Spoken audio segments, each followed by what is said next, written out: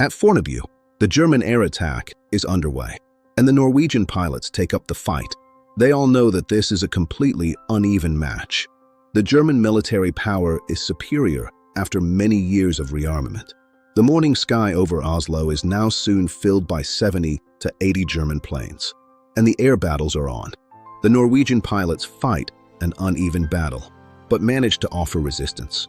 Only one single plane from the Norwegian fighter wing is lost. But over time, it is not possible to withstand the superior force.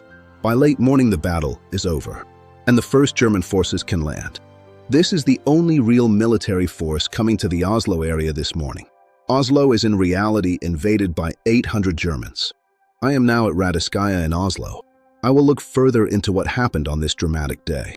Early on the morning of April 9th, it was intended that the Germans would land a lot of troops here. They realize that becomes completely impossible, and they decide to send many German planes to Fornebu. There, a Norwegian force is waiting for them, and several machine gun positions have been set up. The Norwegians fight there as long as they have ammunition. In addition, 7 Norwegian planes have also been sent up, which shoot down several German planes, with the loss of one own plane. Of course, this is also a completely futile battle, and the Norwegians have to give up eventually. There are a number of pictures taken at Fornebu on April 9th and the days after, where you can see many German planes that have crash-landed there. The Germans probably suffered some losses at Fornebu as well. These pictures belong to a large photo collection that Jo Olav Bakken has, and they are published in their entirety on www.fesningsvirk.no. I'll put a link in the description if you want to look at those pictures. Here at Akerbrig actually stands the anchor of the cruiser Blucher, and it is very special to be so close. Something that went down into the depths, to be able to touch this old anchor, which has been part of all this drama. Oslo is slowly starting to wake up. After the most dramatic night in the city's history, the cabinet ministers leaving Victoria Terrace feel a heavy responsibility.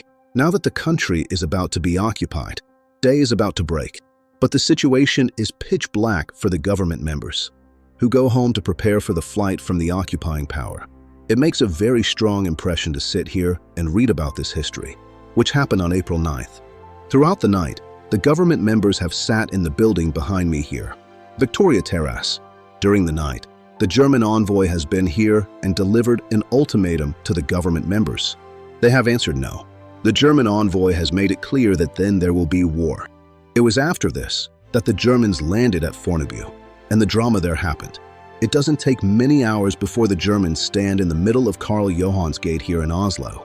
When the Germans entered Oslo, it was here, at Abelhagen, that they came marching down. Ironically, King Haakon stands behind me here, guarding the place today. I am now standing at the University Square in Oslo. This was a place used frequently by the Nazis, both German and Norwegian. During World War II, there were parades and parties here during the war. I have a picture taken in the garden by the university. It shows Norwegian officers who have been taken prisoner. I think that picture was taken on April 9th. If you have any information about it, please write it in the comments, because I'm really curious about this picture. When the Germans marched down Karl Johans Gate, the 22-year-old Gunnar Sandsteby stands leaning over his bicycle watching. Today, a statue stands at the exact same spot. This is Norway's most highly decorated resistance fighter. When the Germans have gained control of Fornebu, there are in reality no more battles here in Oslo on April 9th. The Germans marched down Karl Johans Gate. And right here where I am standing now, I have some pictures from World War II. True, not taken on April 9th, but you can see clearly in the picture that a large German flag hangs from one of the buildings behind me here. I have now come up to Var Frelsers Gravlund. Here lie many great personalities. Henrik Ibsen, Bjørnstjerne Bjørnson, Alf Preussen, Camilla Collett. Very many great Norwegian personalities. I am going to visit the grave of one of my greatest role models, and it is not a folk singer or a poet. One can wonder how history would have looked if this colonel hadn't fired on the morning of April 9th. Then the Germans would most likely have been in Oslo at 4:15. King and government would probably have been captured. How would the next 5 years of resistance have looked if we hadn't had a government that could coordinate it all from London? I have no idea. If you have any opinions, please write them in the comments. Here by the grave of Colonel Birger Eriksson, I say thank you for this time. Remember to hit like and thumbs up if you like history being shared. Feel free to share the film. Feel free to comment.